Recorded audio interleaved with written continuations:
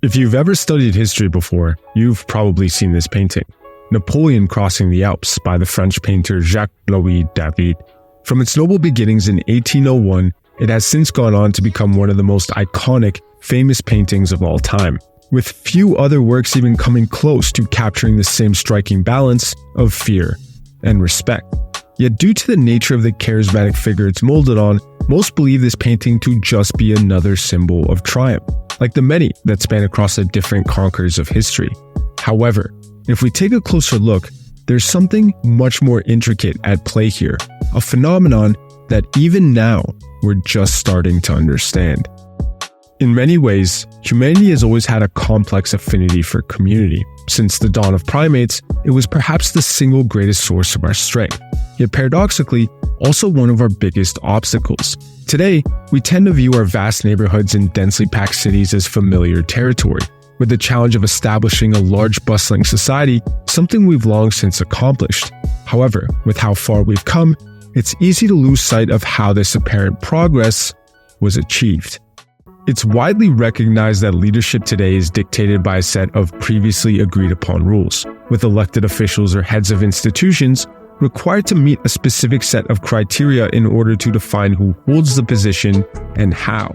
But that wasn't always true. For the majority of our existence, mankind survived as hunter-gatherers, living off the land in small groups of, at most, 150 individuals. Because the lifestyle was largely nomadic, the demands of survival restricted leadership, limited only to those who had both the respect and trust to lead, qualities generally appointed through experience. It was only 10,000 years ago that things began to change. With the advent of agriculture, for the first time in history, humanity had access to an excess amount of food, as if overnight, the prospect of settled communities transformed, going from a distant possibility to a newfound reality. It took until 6,500 years ago before the first real civilization took root, marked by the rise of Mesopotamia. The Great Pyramids in the Egyptian state became a force 1,000 years later. And soon after, the Indus Valley in South Asia also rose to prominence. Even then, this sudden shift in innovation, while undeniably transformative, also came with its own set of challenges. As communities grew and anchored to one place, the nature of leadership needed to evolve as well. The complexities of these larger groups called for something more enduring, something that could offer not just fleeting stability, but structure. And so, it's around this time, roughly 5,000 years ago, that the first hieroglyphic tablets emerged, allowing for the creation of the first documented narratives. Regarding these stories, one can't help but notice how they change in significance over time. But what's more noticeable is a subtle detail that stands out. As the number of new societies multiplied, many faced unforeseen threats. While some managed to survive, many perished, lost to the sands of time forever. Left without answers, people began to speculate, turning to stories in order to impose some semblance of structure on the vast, unpredictable nature of the world. Thus, myths were born, finding a new purpose as vessels of meaning. In more settled communities, it was customary to attribute the chaotic nature of weather to some type of vindictive spirit, angered by past transgressions. Yet, as these civilizations grew in sophistication, so too did their stories, evolving from what was once an explanation of nature's wrath to intricate frameworks for guidance. And eventually, different gods came to symbolize different aspects of existence, with gods of justice, war, and wisdom serving as windows into the struggles that define this era. The all-powerful Marduk served as one such example, to whom rulers of the 18th century were frequently compared. Equally impactful was the Sumerian god Tamu, who symbolized the natural order of life. Others saw deities as the cultural identity of their people, reflecting shared values that promoted cohesion, from the amalgamation of all the previous pharaohs and Osiris to the unpredictable presence of Set, whose destructive influence could unravel society. It seems like even to this day, stories continue to inspire us. For as long as people have gathered together, leaders have used stories to foster a sense of purpose. And in the present day, this continues to be the case, as many of the world's highest paid professions thrive in roles that can be distilled down to one basic skill set, the art of storytelling. But despite the allure of these narratives and the leaders they reflect, it seems like authority is always marked by tension. Perhaps it's because everyone craves order until order starts to feel like control. As the Romans were also privy to throughout the course of their history, their ancient wisdom, passed down from one generation to the next, warns of what fate befalls those who fail to check their power. Advice that is very much based on a documented event, the struggle of the orders, a conflict that took place between the aristocratic class and the common people, one of the many factors that eventually influenced Rome's decline. Today, similar struggles continue to echo throughout the world. Since 2013, Venezuela has faced significant turmoil, entangled in a spiral of authoritarianism that has led to 82% of the population living in poverty, with millions more forced to flee. Currently, it stands as one of the starkest reminders of how unchecked power can devastate a nation. But while it's easy to place the blame on a single ruler or party, reality is much more complex. As the saying goes, act upon the throne, and the throne acts upon you. This isn't a misconception. It stems from a documented phenomenon called reciprocal determinism, a model that states our actions shape our environments just as much as those environments shape us. Which means leaders are not just top-down enforcers of power, but also products of the people they govern, a feedback loop observable throughout history, where the rise of oppressive regimes usually correlates with a populace that has been silenced in some way, and is another reason why leadership holds such significance in the first place. It's well known that following others is more of an instinct than a learned behavior. By 3 months old, infants already follow the gaze of others, implying that even at this young of an age, they know what others find valuable. On top of that, the Asch conformity study of 1951 showcased how humans are more likely to conform to group opinions even when they know the group is wrong. But the best example actually comes from YouTube, where when choosing between two videos on the same topic, we usually end up watching the one with more views, making a decision based on the perceived value of others. Notable because it creates a powerful amplification effect, where leaders are chosen not just for their actions, but for how their actions adjust to fit their followers. Fortunately, several strategies have evolved as a way of displacing this effect. One example is gossip, a simple yet widespread tool that can undermine authority. However, feedback loops have the potential to become far more threatening when combined with another attribute, charisma, a trait generally thought to have evolved as a way of uniting people. Depending on the personality involved, the vision they have, and the state of the current world, charisma has immense power, and this is because of its ability to influence something called memetics. Just like genes, ideas spread through replication, with the most fit or viable ideas achieving the highest rates of survival, evolving through transmission in the same way genes do, through mutation. But when packaged in a way that carries emotional resonance, ideas have the potential to spread much further, and do, which is why charisma can be referred to as the transfer of emotion. In much the same way, the ideas that stick are those that evoke the strongest feeling, an unconscious process driven largely by the contagious nature of our emotions. Passion, anger, and conviction are the states most likely to spread, and are also, not so coincidentally, the emotions responsible for the delirium of 1637. At the height of the Dutch Golden Age, tulip mania triggered peak hysteria when each bulb sold for roughly 5,500 guilders, an astronomical amount comparable to the price of a luxury home. The craze, fueled by charismatic traders, spread through a speculated belief, built on emotionally charged value instead of rational grounds, and ended up about as well as you'd expect. Eventually, the bubble burst, leaving many financially ruined. Today, it serves as a warning, had it occurred in a different context with a more essential commodity, and the consequences could have been devastating. Charisma, memetics, and reciprocal determinism are some of the most vital components to how leadership spreads. But before leadership can spread, one must rise to power. Only then does the potential to lead truly take shape. In 1882, British psychologist George John Romanes presented the first documented argument on animal behavior. In his book, Animal Intelligence, he put forward a comprehensive analysis based on his observations at the London Zoo, specifically arguing how chimpanzees can coexist so effectively, and more importantly, what they do to make sure these bonds don't deteriorate. However, at the time, the scientific community largely dismissed his conclusions, viewing them as some type of anthropomorphic fantasy, as most thought it impossible for such intricate social complexity to exist in a species outside of humans. And so, his findings were ignored. That was until almost a century later, when Frans De Waal expanded on these ideas.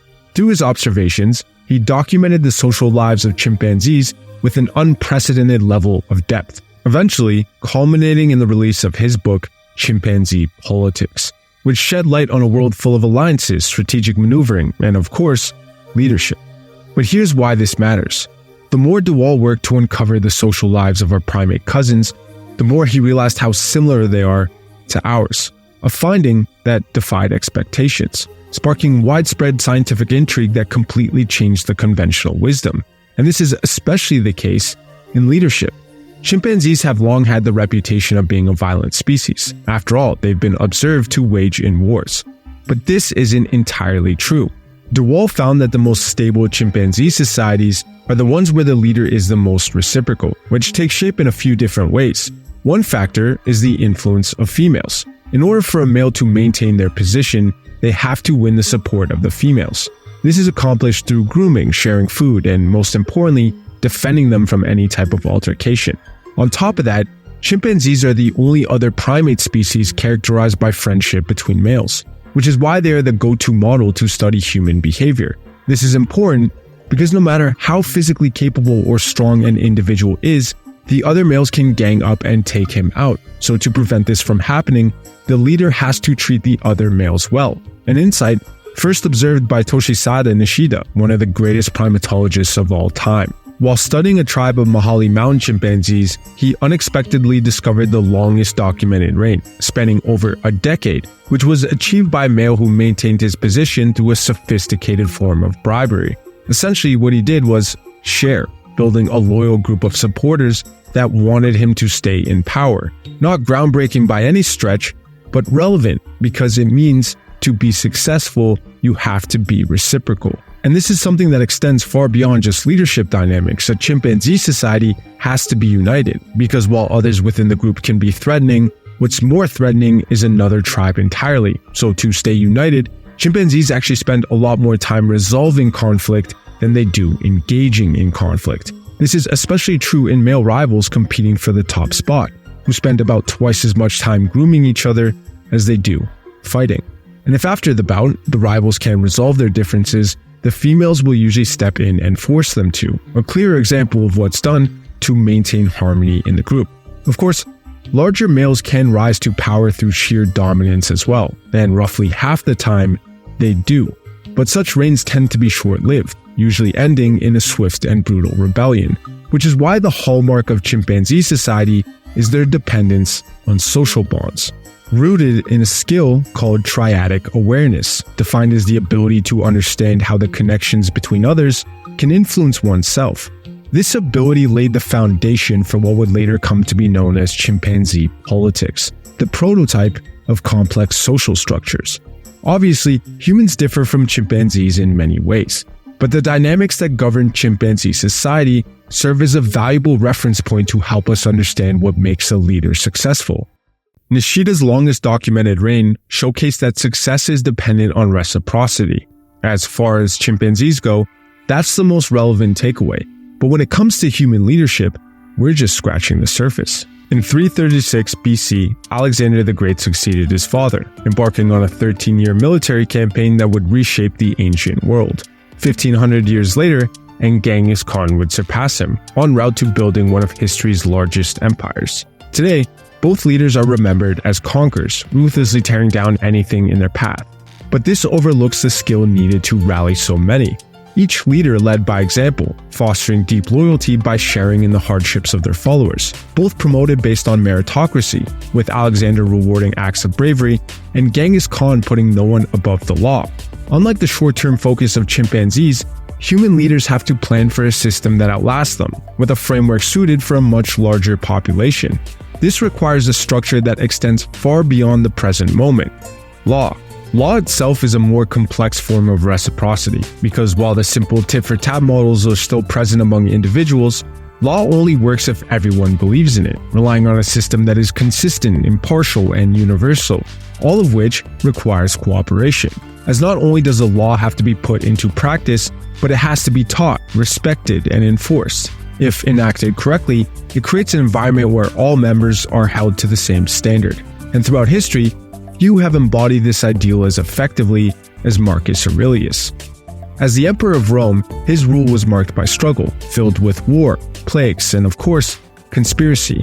Yet, through his commitment to Stoicism, he was able to maintain stability, something that's documented in his personal writings, known today as Meditations. Marcus Aurelius distinguished himself through his commitment to justice, a value he placed at the core of his leadership. Unlike others who ruled through absolute power, Aurelius believed that true leadership meant upholding the same laws he imposed on others. Thus, fostering a system of governance even the emperor was not above, paving the way for a new type of leadership guided by rules rather than enforcement. Of course, fairness is not the only method of being an effective leader. Combine the rule of law with the powerful effect of a vision, and you end up with some of the most formidable leaders in history. This is exactly what set Napoleon apart, whose greatest strength lay in his ability to articulate a vision. As leader, he understood the importance of morale, nurturing the spirit of those who fought with him through rousing speeches and vivid imagery, all of which helped him transform ordinary men into a unified force. The question of why humans want to be part of something greater remains an enigma. While theories range from the neuroscience of awe to cognitive biases, the most compelling explanation seems to be rooted in something called identity fusion, where individuals experience a deep alignment between their identity and the group's identity. What emerges is a sense of visceral responsibility, a gut-level drive to protect and advance the group's well-being, often at the cost of self-interest. For Napoleon, this meant turning his vision into a movement, and is probably why he continuously spoke about the opportunity to shape history. Of course, he was also a brilliant tactician, and the more he won, the more people wanted to follow him, which is the biggest difference between leadership in chimpanzee and human societies. Chimpanzees rule based on two phenomena, dominance and reciprocity. While dominance is more successful in the short term, reciprocity is more successful in the long run and leads to more stable societies overall. However, in humans, there is a third component that completely changes the dynamic: competence. Unlike chimpanzees, humans face far more complex challenges, many of which demand specialized skills. For this reason, we have built-in mechanisms, both at the cultural and individual level, to pay attention and reward those who display competence, regardless of what field it's in. Eventually, this allowed us to harness the full spectrum of abilities within a group and establish societies based on elevating competence, which are well documented to yield better collective results than any other type of leadership. Throughout history, social animals have sought out leaders for the same reason: to establish order. For much of that time, the criteria that defined leadership was simplistic, predicated on dominance or reciprocity, usually both. But as societies evolved, so too did the traits we look for in those who guide us, which raises an interesting question: what is it that makes a successful leader? For millennia, being the most powerful was the answer. A few 100 million years later, and it became about teamwork. Today, it's still teamwork, just in a more nuanced form. Specialization has made competence essential, but it can only thrive when we work with others, which means leaders who prioritize building relationships will be much more successful in the long run than those who stick to asserting dominance. Yet, even with all our progress, leadership is dynamic and changes over time. So while we can map out the commonalities in great leaders of the past, leadership is not a problem that has been solved. Instead, it's a delicate art we continue to refine. And who knows, maybe in the future, another, more complex form of leadership will arise that reveals another layer of human potential, one that's been with us every step of the way.